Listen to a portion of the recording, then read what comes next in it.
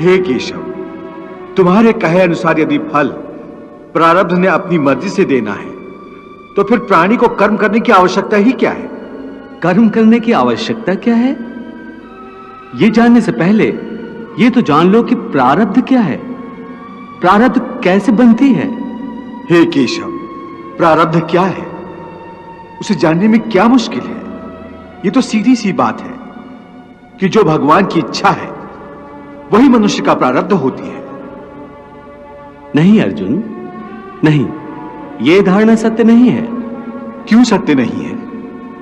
क्योंकि मैं किसी के प्रारब्ध नहीं बनाता, ना मैं किसी प्राणी के कर्म अथवा कर्म फल के हिसाब में दखल देता हूं। इसलिए प्राणी की प्रारब्ध बनाने में मेरा कोई हाथ नहीं होता। फिर कौन बनाता है प्राणियों का प्रारब्ध?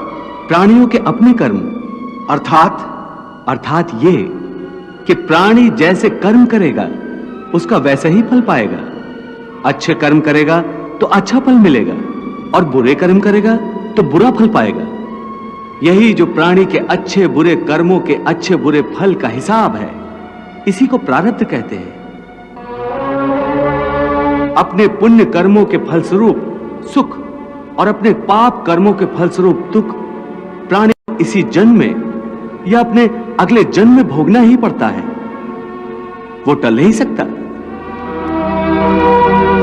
इसलिए अकर्मण्य हुए बिना निरंतर अपने धर्म के अनुसार कर्म करते जाओ और मन में यह पक्का विश्वास रखो कि जिस नियत के साथ तुम कर्म करोगे उसी नियत के अनुसार तुम्हें फल अवश्य मिलेगा।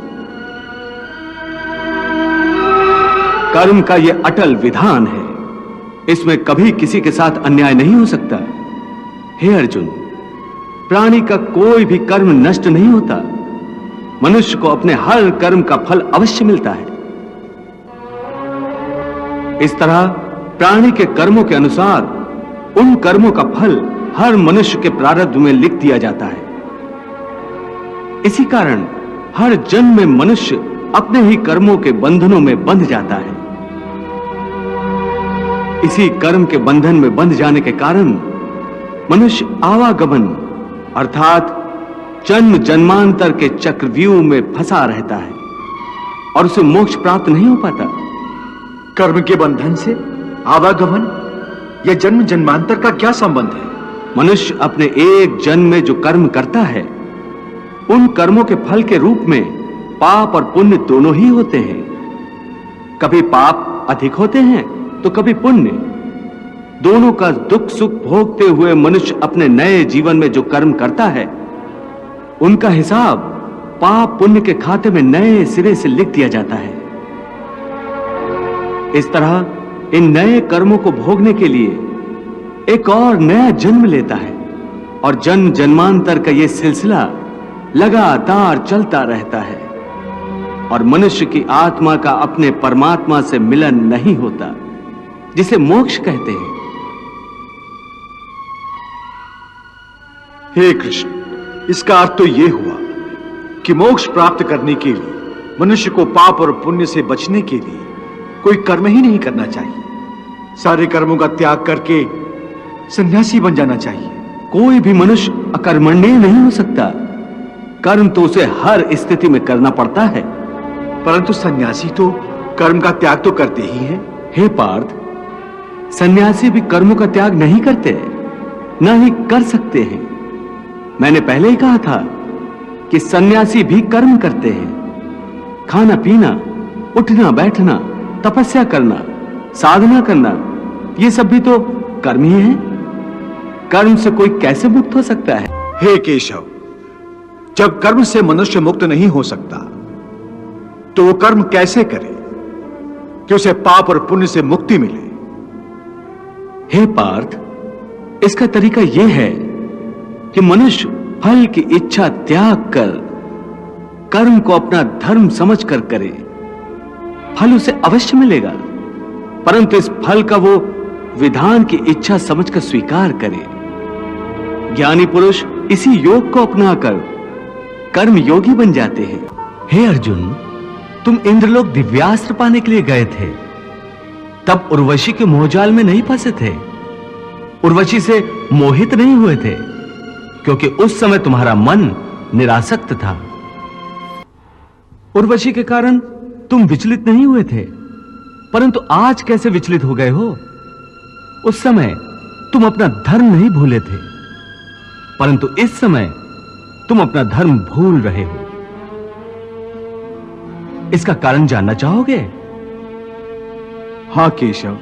तुम्हारा मन तुम्हारे काबू में नहीं है, क्योंकि तुमने कर्म योग नहीं अपनाया। क्या कहा? कर्मयोग से मन काबू में रहता है? हां अर्जुन, कर्मयोग के कारण कर्मयोगी का मन इधर उधर भटकता नहीं है। कर्मयोगी की बुद्धि स्थिर हो जाती है। जिस प्रकार पत्थर के एक मजबूत चट्टान को नदी की तूफानी लहरें भी विचलित नहीं कर सकती, अथवा बहुत बड़ा जल प्रपात भी जिस पत्थर को नहीं तोड़ सकता, उसी प्रकार कर्मयोगी का मन भी न बाढ़ से विचलित हो सकता है और न भावनाओं के वेग से खंडित हो सकता है। हे पार्थ, इसलिए तुम निष्काम कर्मयोग की साधना करो।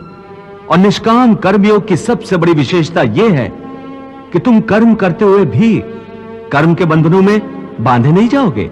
हे केशव, कर्म करते हुए भी कर्म का बंधन नहीं होगा, यह कैसे संभव?